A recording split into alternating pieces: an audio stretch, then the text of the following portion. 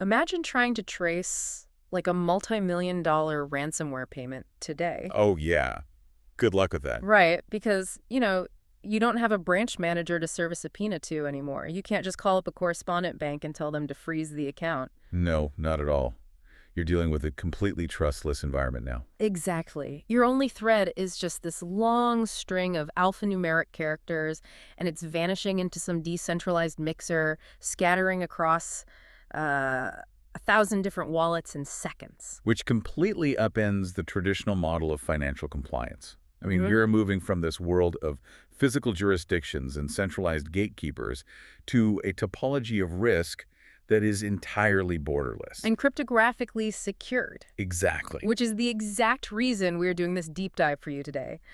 We really want to unpack the anatomy of modern financial crime education. Because it's a totally different ballgame now. It really is. And to do that, we're looking at the ICA Specialist Certificate in Financial Crime Risk in Cryptocurrencies, Level 2. That's quite a mouthful. Yeah. It is a long title, but our mission here is to map out exactly how professionals actually learn to fight this illicit activity in the digital asset space right now. Right. We've got the syllabus data, the logistical requirements, and, actual feedback from the professionals who have gone through the ringer on this one. And, to frame this properly for you, we should probably establish the pedigree of what we're actually examining here. Yeah, definitely. This isn't just some random online tutorial. No, not at all. This is a highly recognized lifelong qualification.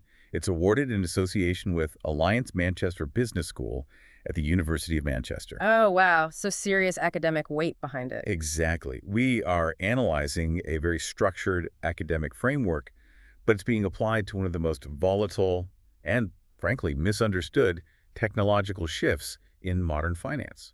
The word misunderstood is doing a lot of heavy lifting there. It really is, yeah. Because that ties directly into the first major hurdle any investigator faces.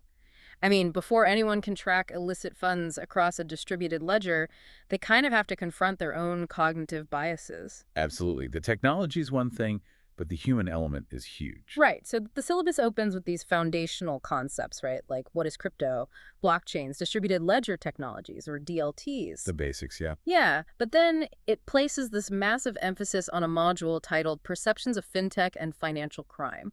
And I have to push back a little here. Factors here.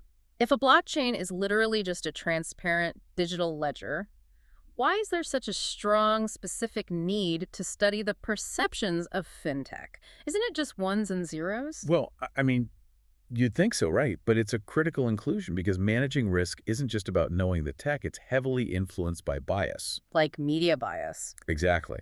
Think about heuristic availability. If an analyst's only exposure to cryptocurrency is, headline news about darknet markets. Right, or those massive high-profile exchange collapses. Yeah, the FTX kind of stuff. If that's all they know, they develop an inherent bias.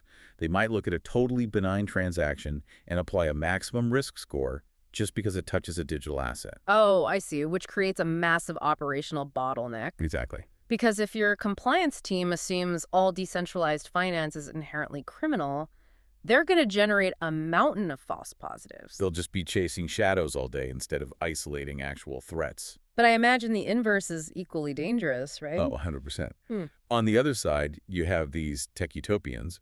They assume that because a blockchain is this transparent, immutable public ledger, money laundering is just computationally impossible. Like they think the code just magically handles the compliance. Right. They think it's on the blockchain, so it's safe. But both of these extreme perceptions lead to a massive systemic misallocation of investigative resources. So clearing up these myths is just a vital first step. Yeah, stripping away the mythology allows the compliance officer to objectively assess the real vulnerabilities. It's kind of like learning the blueprints of a bank before you try to catch the bank robber. That's a great analogy, actually. You need to know the layout of the building before you can see where the security flaws are. Right. And that makes the transition from perception to actual mechanics really the meat of the issue here. Once you drop the bias, you have to adapt your skills to a totally trustless system. Which is where the curriculum gets really interesting. It pivots directly into the core threat. Contrasting traditional investigations with blockchain investigation. Right, and identifying new red flag indicators. Because the contrast between the two is just stark. I mean, I always picture traditional investigations like a detective following a paper trail of receipts in a dusty filing cabinet, Exactly, yeah. Yeah. A traditional investigation relies heavily on deterministic links. You look at a SWIFT message, you see the originator, you see the beneficiary. And you have a heavily regulated institution vouching for the identity at both ends. Right. But on a blockchain, those deterministic links are gone. They're replaced by probabilistic heuristics. So, given that the course dedicates a whole section to contrasting these two styles, how does a curriculum like this actually teach you to spot a red flag in a system that is entirely virtual? Well, this is where the course really bridges the gap for the learner. I was actually looking at some feedback from a past student, Asif Hirani. Oh, yeah, I saw his testimonial in the source material. Right. And he pointed out that the course doesn't just throw you into the deep end of crypto. It brilliantly builds a background in essential traditional financial crime risks first. Oh, that makes sense. So you understand the base intent of the criminal first, Exactly. Because the underlying intent of money laundering, like placement, layering, integration. yeah, that never changes. The criminal still needs to obscure the origin of the funds and eventually off-ramp them into fiat currency. The execution is simply modernized. So it translates those concepts into the crypto realm. The red flags might look different on a screen than on paper, but the crime is the same. Precise. Okay, let's look at the mechanics of that execution then. In traditional finance, a red flag for layering might be smurfing. Right, breaking a large cash deposit into dozens of smaller transactions across multiple bank branches Yeah. to avoid reporting thresholds. Exactly. But in the crypto space, how do you spot that same behavior when there are no physical branches and no transaction limits? Well, the curriculum teaches investigators to look for structural patterns on the ledger, Yeah, like peeling chains. peeling chains. How does that work? So imagine a threat actor trying to liquidate 1,000 stolen Bitcoin. They aren't going to send the entire lump sum to a centralized exchange all at once. Because that would set off every alarm instantly. Right. So they use an automated script. They send, say, 1 Bitcoin to an exchange and route the remaining 999 to a newly generated change address. Okay. Then they peel off 1 more Bitcoin to another exchange and send 998 to a new address. And they just keep doing that. Oh, wow. So the investigator's dashboard just lights up with this cascade of microtransactions. Yeah. But the underlying heuristic pattern reveals they're all computationally related to that initial stolen batch. That is fascinating. So the visual on the screen shifts from names and account numbers to transaction graphs and clustering algorithms. Exactly. It's a totally different visual language. Mhm. And another major red flag the course covers involves the use of mixing services. Mixers. Yeah, let's break down the mechanism of a mixer because that fundamentally breaks that transparent public ledger everyone relies on, right? It does. A mixer acts as a cryptographic black box. Multiple users send their funds into a single smart contract. And the smart contract pools all that liquidity together. Right. It scrambles the funds and then outputs the exact same value, minus a small fee to brand new addresses provided by the users. So the deterministic link between the sender and the receiver is completely severed, It's gone. which means as an investigator, I can see the funds go into the mixer and I can see funds come out. But you cannot mathematically prove which output belongs to which input. The paper trail effectively vaporizes. That's terrifying from a compliance standpoint. It is. So the curriculum trains analysts to view the interaction with a mixing service itself as a primary red flag. Oh, so just touching the mixer is enough to trigger an alert. Exactly.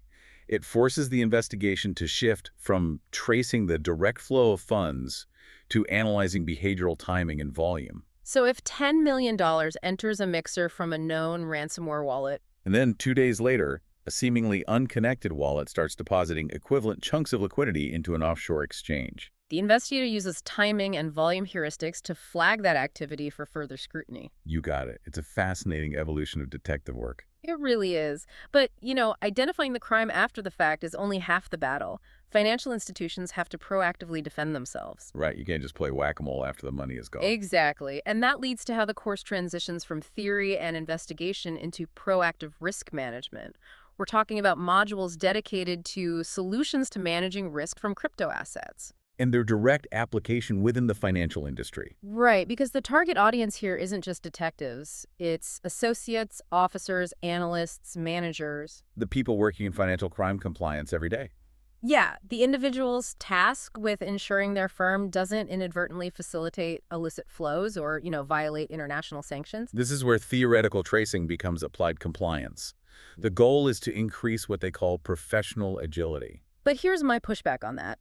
Mitigating risk is like installing a state-of-the-art security system, right? Hmm. But the crypto landscape changes literally every day. It does. It's incredibly fast-paced. So can a single online module on solutions truly equip a traditional finance officer to shield their firm against something as volatile as crypto assets? Well, it does it by embedding the technology within established regulatory frameworks.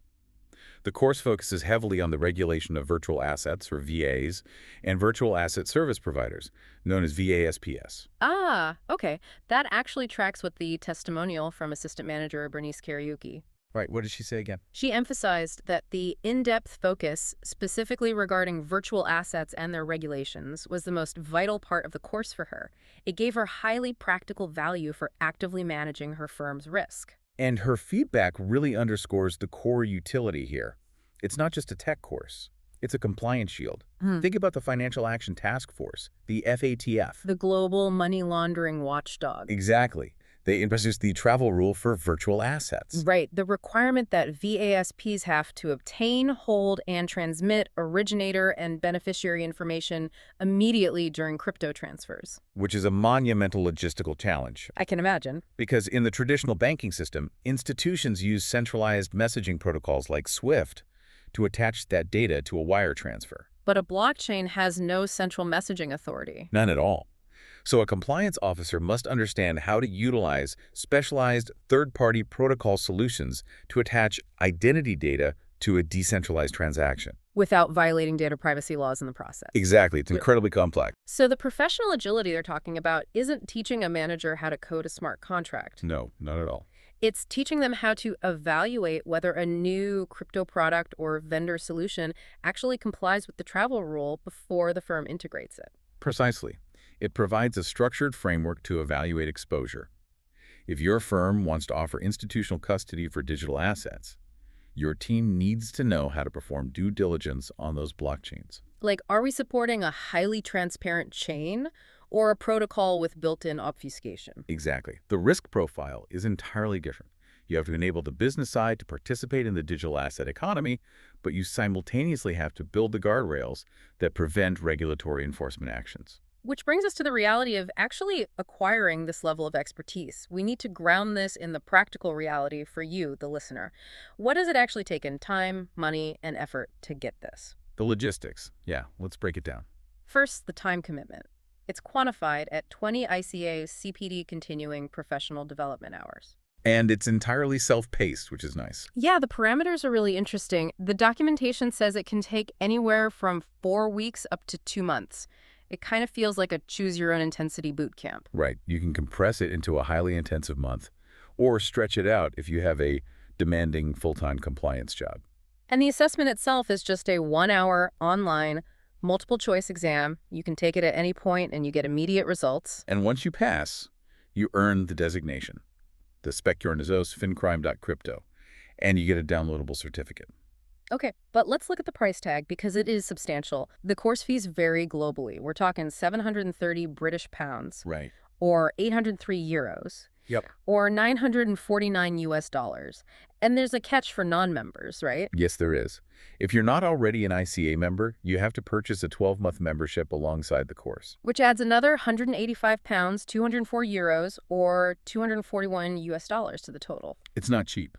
No, it's not. An individual in the U.S. is looking at an investment approaching $1,200. Now, they do offer group booking discounts, which caters to corporate departments upskilling their whole desk. Sure, but looking at it from the perspective of an individual professional paying out of pocket, beyond just getting those letters after your name, what is the real return on investment here that justifies the cost and the 20 hours of CPD? Well, the real ROI is actually hidden in that mandatory membership you just mentioned. Oh, really? Yeah, it unpacks a lot of long-tail value.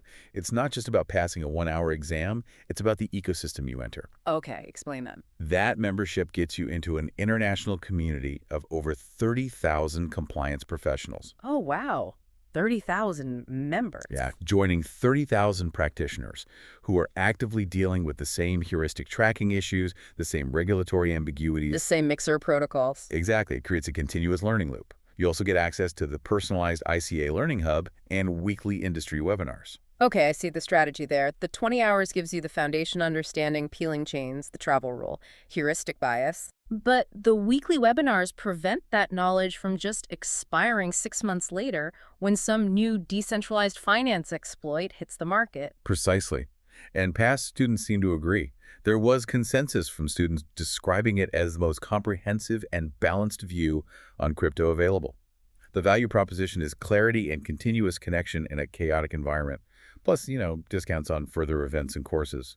So, to briefly recap the journey we've been on today for you, we navigated from dismantling biases and defining blockchains right through the dark waters of digital financial crime, We covered peeling chains, mixers, the travel rule. all the way to the practical, real-world certification process designed to stop it. It's a rigorous blueprint for modern compliance. But, Okay. looking at all the source material leaves us with a really fascinating, provocative thought to end on. Yeah, lay it on us. What's the takeaway? Well, the ICA awards this as a lifelong qualification, and it's validated by a single 1-hour multiple-choice exam.